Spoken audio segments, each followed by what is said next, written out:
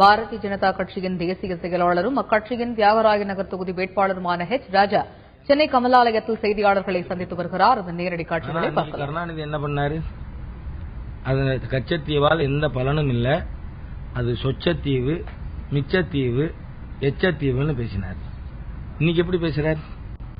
சொல்வதை செய்வோம், செய்வதை சொல்வோம் சொன்னா, அன்றைக்கு மிஸ்ஸஸ் காந்தி கவர்மெண்ட் கொடுத்த பொழுது ஈ ஷுட் ஹவ் ரிவல்டட். நியாயமா கச்சத்தீவு பற்றி இவருடைய எண்ணங்கள் சரின்னு சொன்னார். அன்னைக்கு சொல்லியிருக்கணும்ல. இன்றைக்கு much water has flown beneath the bridge. இன்னொரு சர்வதேச நாட்டோடு ஏற்படுத்திய ஒப்பந்தம் இட் கேனாட் பி ரிட்ரைவ்டு.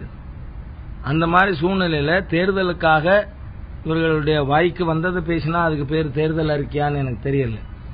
ஆகவே டிஎம்கேனுடைய தேர்தல் அறிக்கை it's a bundle of lies to say the least.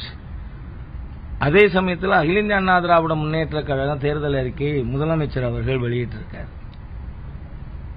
அதில் அவங்க பிரதானமா ஒரு முக்கிய ஒரு வாக்குறுதி, வரவிருக்கின்ற 5 ஆண்டுல மீண்டும் எங்களுக்கு வாய்ப்பு கொடுத்தா நாங்க வீட்டுக்கு ஒருத்தருக்கு வேலை கொடுப்போம்.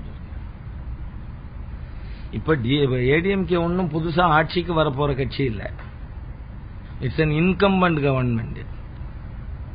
வரப்போற 5 வருஷத்துல இவர்களுக்கு வாய்ப்பு கொடுத்தால் வீட்டுக்கு ஒருத்தருக்கு வேலை கொடுக்கறதுக்கு முடியும்னு சொன்னால், இதுவரை இருந்த ஆட்சியில 10 வீட்டுக்கு ஒருத்தருக்காவது வேலை கொடுத்துருக்கணுமா இல்லையா? அப்ப இது பொய் தானே. It's only to make people vote for ADMK to rob their votes. அதோட மட்டும் இல்ல, ஏடிஎம்கே கிளைம், சீஃப் மினிஸ்டரோட கிளைம், தமிழ்நாடு மின் மிகை மாநிலம். How is it true? நான் chartered accountant, I am lawyer also by qualification. ஆனா நான் விவசாயின்னு சொல்லிக்கிறதுல நான் பெருமைப்படுறேன். Even today I am a present practicing farmer, not a farmer.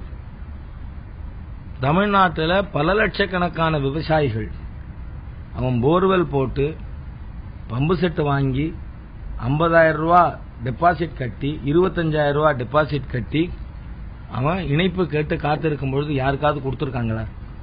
12 ஆண்டுகளா இதுவே எலக்ட்ரிசிட்டி கனெக்ஷனே ஃபார்மர்ஸுக்கு கொடுக்கலையே. அப்போ யார் நுகர்வோரோ நுகர்வோருக்கு இணைப்பே கொடுக்காமல் எங்கள்கிட்ட சரக்கு கையில் இருக்குன்னு சொன்னா அது எப்படி சரியா இருக்க முடியும்? அதே மாதிரியா இன்னைக்கு Tamil Nadu electricity boards finances are in dire straits. Tamil Nadu state electricity போர்டுடைய accumulated losses and the total debt is 2,10,000 crores. இந்த 2,10,000 கோடி ரூபாய்க்கு தமிழ்நாடு ஸ்டேட் எலக்ட்ரிசிட்டி போர்டு ஆண்டுக்கு 24,000 கோடி ரூபாய் வட்டி கட்டி கொண்டு இருக்கிறது. அப்படி இருக்கும் பொழுது 100 யூனிட் நான் ஃப்ரீயா கொடுப்பேங்கிறது எப்படி சாத்தியம்? 2011 ஏடிஎம்கே பவருக்கு வரும்பொழுது எலக்ட்ரிசிட்டி போர்டுடைய நஷ்டம் 1 லட்சம் கோடி. இன்னைக்கு அது டபுள் ஆயிருக்கு. அதே மாதிரி அவங்க ஃப்ரீ பீஸ், 2 வீலருக்கு 50% மானியம், இன்னும் பல்வேறு செல்போன்ல இருந்து இலவசங்கள் கொடுக்கிறேன்னு சொல்றாங்க. 2011 செல்வி ஜெயலலிதா அவர்கள் சிஎம்ஆ பொறுப்பேற்கும் பொழுது தமிழ்நாட்டினுடைய டைரக்ட் டெட் எலக்ட்ரிசிட்டி போர்டோட தனி, Tamil Nadu state government direct dead was 1 lakh crores. Today it stands at 2 lakh crores.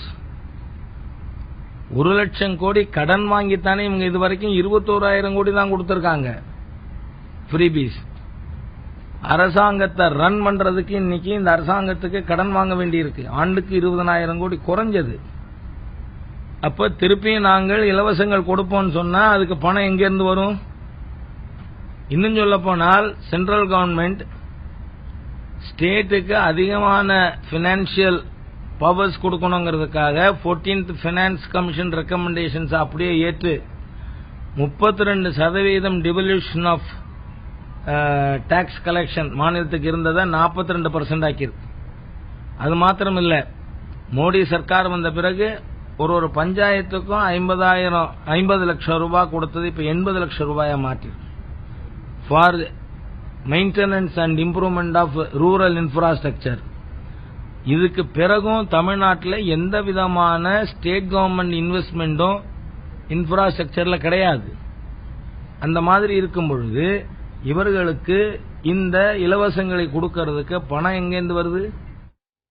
Bharatiya Janata கட்சியின் தேசிய செயலாளரும் அக்கட்சியின் தியாகராஜ நகர் தொகுதி வேட்பாளருமான ஹெச் ராஜா செய்தியாளர்களை சந்தித்தார். இந்த நேரடி காட்சிகளை நாம் பார்த்தோம். அவர் பேசுகையில் கச்சத்தீவு விவகாரத்தில் திமுக தலைவர் கருணாநிதியை விமர்சனம் செய்த அவர் திமுகவின் தேர்தல் அறிக்கை ஒரு வெற்று அறிக்கை என்று கூறினார். அதேபோல அதிமுகவின் தேர்தல் அறிக்கையும் ஹெச் ராஜா விமர்சனம் செய்தார். அந்த நேரடி காட்சிகளை நாம் பார்த்தோம்.